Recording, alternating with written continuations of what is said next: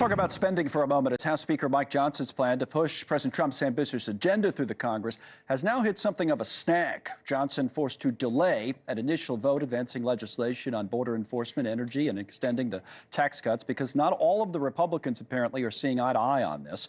We're joined by Republican Congresswoman Beth Van Duyne right now from Texas, member of House Ways and Means, also DOGE Caucus. So we'll get Elon Musk in this conversation, Congresswoman, in just a moment. Let me go to the Wall Street Journal on this back and forth in the party, saying that House Republicans are split on how deeply to cut federal spending. They say there's one side you have conservatives who see this chance to use a full Republican control of the government to scale back programs like Medicaid. Then on the other side, they say you have moderates who are wary about blowback coming from states, hospitals, and the working class base. What would you say about that, and where do you stand if there is a debate in the party right now about how to move forward with the president's agenda?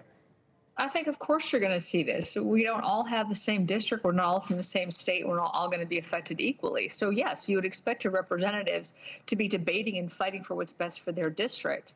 But I think all of us are in agreement that government spending is completely outrageous, that it is way over its skis, that we have a $36.22 trillion debt for a reason, and that we're facing a $2 trillion deficit. All of us want to see spending cuts. It's where those are going to happen and how it affects your district. So you'd expect that.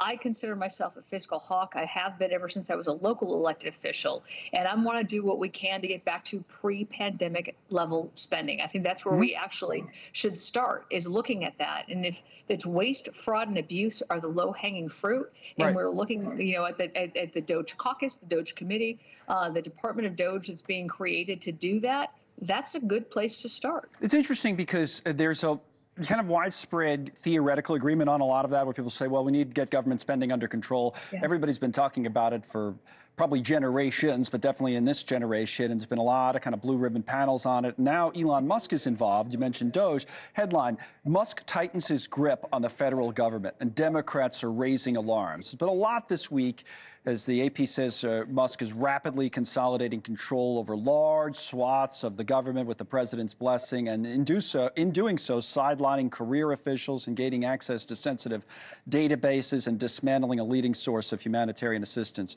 relating or referring to USAID. So what you talked about, it depends on where you're going to cut, but what about how you do it and how you execute it? And is Musk going too far with some of this stuff?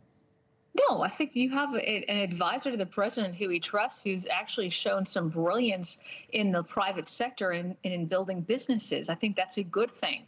I've got a bill in place that would actually introduce having a third-party audit of these agencies. These agencies are completely over their skis. They have outgrown, they are bloated. And look, you're hearing a lot of people complain that it's going to be cut. It's because you've seen these bureaucrats and other, NGOs and others who have lived off of this grift for years that are all of a sudden crying, oh, no, don't go there, don't go there. It is about time that we look at how much money is being wasted. Every single person in Congress should be focused on waste, fraud, and abuse. It shouldn't just be Republicans. There's going to be a protest actually over at the Treasury Department later this afternoon, early this evening, from the Democrats. As I said, they're upset about all of this.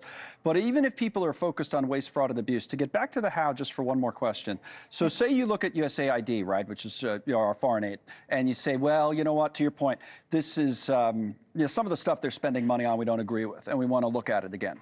But why do you shut it down in the meantime? Because literally what you can do then is you're taking, there might be a program that's giving AIDS medication to someone in Africa. Well, that person could die in the meantime while you have it shut down. So what about the how you execute something like this? Well, I think, look, we all saw what happened when the press went to town on the cuts that were originally being scheduled for a week ago, and they all assumed that these things were going to happen. That didn't happen.